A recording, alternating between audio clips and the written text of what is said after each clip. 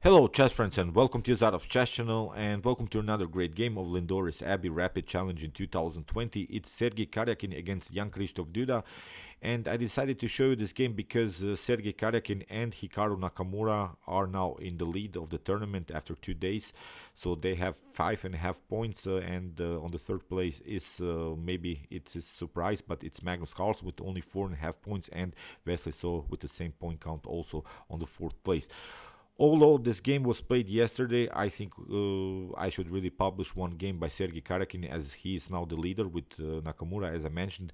And this game is really a great one. We have the Najdorf and the poison pawn of the Najdorf. And the funny thing is, I played an hour ago many bullet games against my friend from the USA, Brock Henley. We played the Tory attack, but it had some similar ideas with his poison pawn. He asked me if I wanted to help him out with this opening. I should play as black the same opening. Then he plays with black the same opening. So we tried. I'm not going to reveal the result. I don't want to disrespect Brock here a little bit, but okay.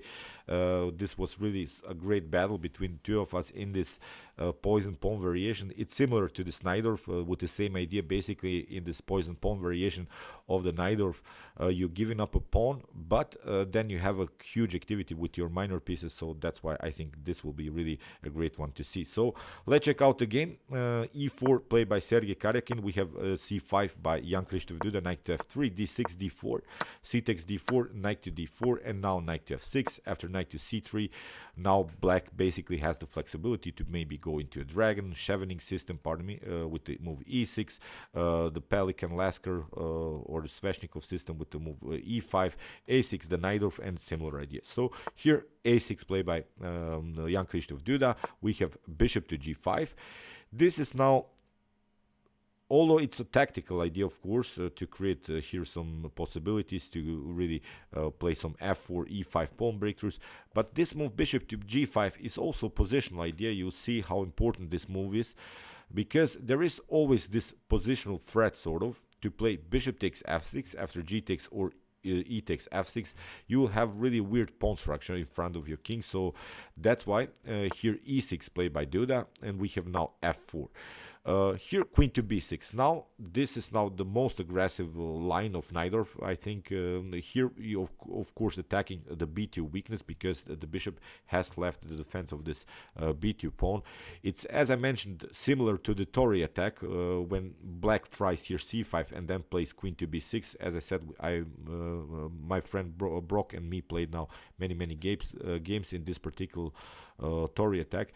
Here queen to b6. And what I liked that, of course, Sergey Karjakin accepted the challenge, take the pawn, and we'll have now this very nice tactical battle. And after queen to b2, here we have rook to b1, and after queen to a3, I want to stop a little bit and now immediately evaluate the position. So, okay, black has the pawn, but look at this development. Rook is of course aiming already on the b file. We have two minor pieces out. These two knights are very active in the center. The bishop is out and the queen is removed from the first rank. So basically we are two more moves far away from full development after bishop to e2 and castling.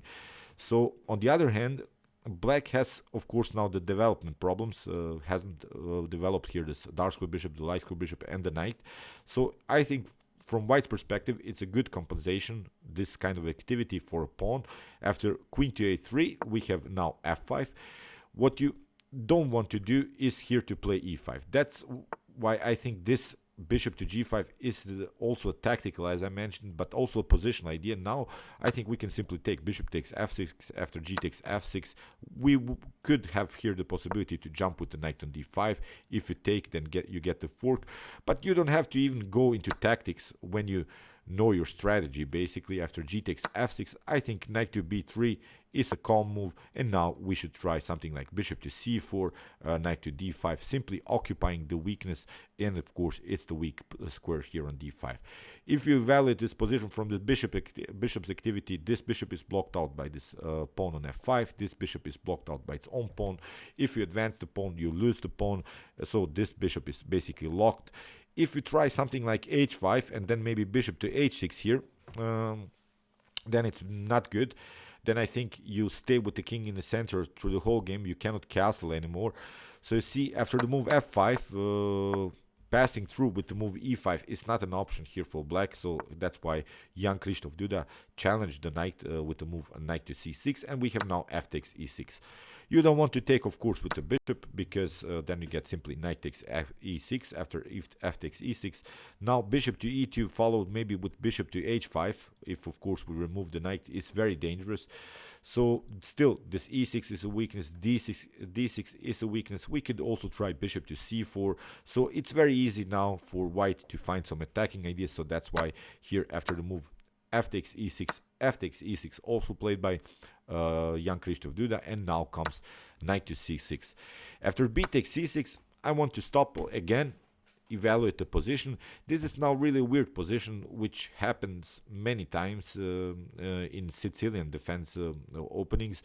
So we have now a situation in which it seems so that black has the pawn central control, that black has really a pawn storm possibility now, maybe to push e5, d5 moves to really kick out all of these minor pieces of white. But it's really not easy to push the pawns. So here Karjakin played bishop to e2, and let's see now what happens if you try, for instance, e5. If you try e5, then you get bishop to f6. After g takes f6, bishop to h5. It's really a bad position for the king. We could include somehow the queen into the attack. We could try maybe to create some rook lifts on b6, and we could also attack maybe here the d6 weakness, and we would have really, I think, a comfortable game, although down a pawn. But let's see now the possible continuation if you try here the move d5. So if you try really to play on your pawn central control, again, it's not such a good move, because we have simply e5. Attacking the knight has to move. We have again maybe some check possibilities. Castling is even an option. So if you castle, if white castles here, then black cannot castle, as the f5 would be opened. So you see, again, this pawn move is also not a possibility. If you try c5, again, the same thing happens. We will have simply this move e5, and we'll split the pawns if you take, again, bishop takes f6 followed with bishop to h5. So you see, although here the pawns are connected, still they are not mobile. You cannot push them easily, so it's really a weird position, but it happens many times, I think, in Sicilian games. Here bishop to e7, and now e5 anyway by Sergey Karjakin, which was the idea in the first place. And now after d takes e5, we have bishop takes f6. Bishop takes f6 has to be played, of course. If you try g takes f6, then again bishop to h5, so bishop to f6, and now bishop to h5 anyway, g6. And again, I want to stop. Again, let's evaluate now the position that Sergey Karjakin has here. These pawns are all weaknesses, and even with this move bishop to h5, Sergey Karjakin forced some more weakness in the black position. Even this pawn is now a weakness, and now we have also some weak squares here, which is of course the d6 square and also the b6 square. So too many weaknesses in black's position, although if you put this position into an engine, it will show you maybe it's an equal game. But still, I would always love to be white here. It's much more easier to find here some strategies, some good squares on the board. You see that these bishops again are blocked out. This bishop on f6 is blocked out by the pawn on e5. This bishop is blocked out again by its own pawns. So here after move g6, Sergey Karjakin didn't retreat immediately, which is the good thing. He played a counterattack, knight to e4. Again, if you try g takes h5, then you get knight takes f6. We can take this pawn. We could include the queen somehow in the attack. We could play rooklets, maybe rook and queen batteries on the d file. Many tactical possibilities. So that's why here Jan-Krzysztof Duda castled, and also here Sergey Karjakin castled, again with the same idea, because now the bishop is attacked also by the rook. So finally bishop to g7, rook takes f8, queen takes f8, and now bishop to f3. So again, I want to stop a little bit. Again, let's evaluate the position after a couple of trades. Again, I think white has a comfortable game, because our main positional idea is maybe to play now a very nice knight outpost, maybe c4, c5, then knight to d6, and play something like bishop to e4. So this would be sort of an improvement of the position of the pieces. Maybe then rook to f1, and the queen, I think, will always find a good way to attack somehow. So when we evaluate the strength of the knight, or maybe when we evaluate the strength of a bishop, is the strength can be sometimes evaluated by the possibility of pawn moves. So here the position, although it's an open game, but it's a static game because these pawns cannot be moved. Basically, they're bad, they're weaknesses. You will need many moves in order to make something happen with these bishops. This bishop is still blocked out. This bishop is still blocked out. Here, Jan-Krzysztof Duda tried rook to a7 because it takes simply too much time. If you play something like a5, then bishop to a6, then you leave your c6 weakness. So here, Jan-Krzysztof Duda tried a different way, rook to a7, trying to get this rook somehow into the game with rook to d7.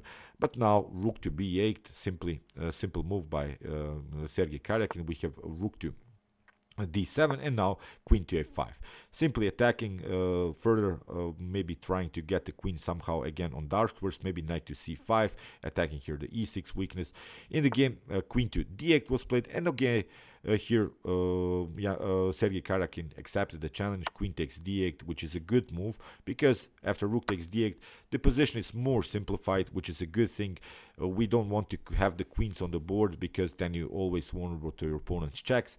Now, as I said, we have clear targets, clear ideas how to attack here. Although you see black is 2 pawns up, but this pawns cannot move. That's the main problem. The bishops are bad.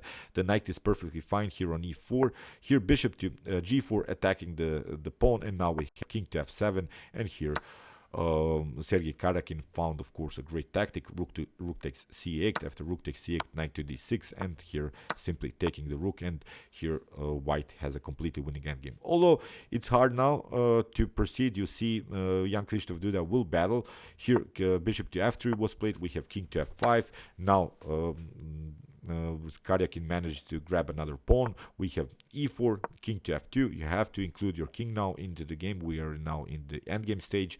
You have to be careful here because Jan-Krzysztof Duda played on a very tricky idea. He played the move bishop to c5, which comes with a check, of course. After king to e2, he placed that bishop on this restriction idea. Now the knight cannot come out here, cannot come here on a7 or on e7 because the bishop is covering both of these squares. So this knight is out of game, and what Jan-Krzysztof Duda has here is, of course, this pass pawn, and still has also a very nice activity with the king. So the king could maybe be an attacker of these 2 pawns. In the game, king to f4 was played. We have a4, a5, here king to d2. We have bishop to b4, c3, bishop to c5, king to e2. What Sergey Karjakin is trying here is not to allow this king to come maybe to d6, then to f2, attacking these 2 pawns here. In the game, king to f5 was played, and now g3. A restriction idea, which basically forces maybe now Jan-Krzysztof Duda to go here on g4, then maybe h3, but then you, of course, leave your e4 pawn hanging. So that's why here Duda tried a different way with the move king to e5, and also maybe with ideas to somehow attack this knight, because as I said, this knight is a little bit locked here. In the game, king to d2 was played. We have bishop to g1, and now h3, bishop to f2, and now very important move, bishop to b7. So what Sergey Karjakin is doing here, if you try bishop to g3, then this knight will come out with knight to c4, then maybe to take this pawn. So that's why Duda didn't want this scenario. He played again bishop to c5, never allow here this knight to come into the game, hoping probably here to get a draw, because of course white is a piece up. King to c2 was played. Now h5, we have king to b3, g5, and now king to c4.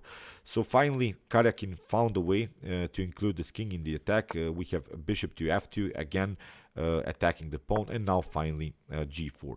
So maybe now Karjakin ideas to play knight to b5, king to b5, and then finally to get this knight out of b6. We have h4, knight to e7. Finally the knight can play king to f4, but now knight to c7. We have king to g3, and now knight takes a5. Very important move, as Sergey Karjakin is creating now a new pass pawn. In the game, king takes h3 was played, knight to b3, trying to push this pawn further. We have king takes g5, and now a5. we have bishop to a7, knight to d4, and now h3. We have bishop takes e4. So now the bishop is covering basically everything, which is a good thing. Here after e5, we have knight to e2, we have king to h4, and now very important move, king to d5. Now we have the situation in which we have two pass pawns, and the idea is now to play c4, c5, then to take, and then simply push this pawn further. In the game, g4 was played, c4, we have g3, and now very cool move by Sergey Karjakin, knight takes g3, because after king takes g3, here comes the move c5, and in this position Jan-Krzysztof Duda resigned because this bishop is covering everything, so no promotion here is possible for black. White is simply faster. Let's see, bishop takes c5, king takes c5. For instance, if you try to attack the king, we can simply play here, and we are simply faster. After e4, we can simply push. Here, if you try, again, we can push. And now, basically, we are faster because we come out with a check, and here you cannot do anything about it. If you try to promotion, then you get checked, and I think with this bishop you get even checkmated. So, but okay, here in this position, as I said, Jan-Krzysztof Duda resigned because he saw that he's lost. Great game in this poison pawn variation of the Najdorf. I think that Sergey Karjakin can even win this tournament. We'll see. The problem for Sergey is he lost the game against Hikaru Nakamura, so if the result is equal, I think Hikaru has the better additional criteria. So, but okay, this is a great tournament so far. As I said, not many draws are played in this tournament, and we'll see what will happen tomorrow. The last 4 rounds are played tomorrow. Magnus Carlsen has to hope only that someone makes a mistake like Hikaru Nakamura and Sergey Karjakin need to lose their games. But okay, we'll see. Meanwhile, you can watch my other commented chess games so far. Here's the link, and you can also watch my best chess games of all time if you want to see the best chess games that have been ever played in chess history. See you soon with some more videos, and chess is the best, of course.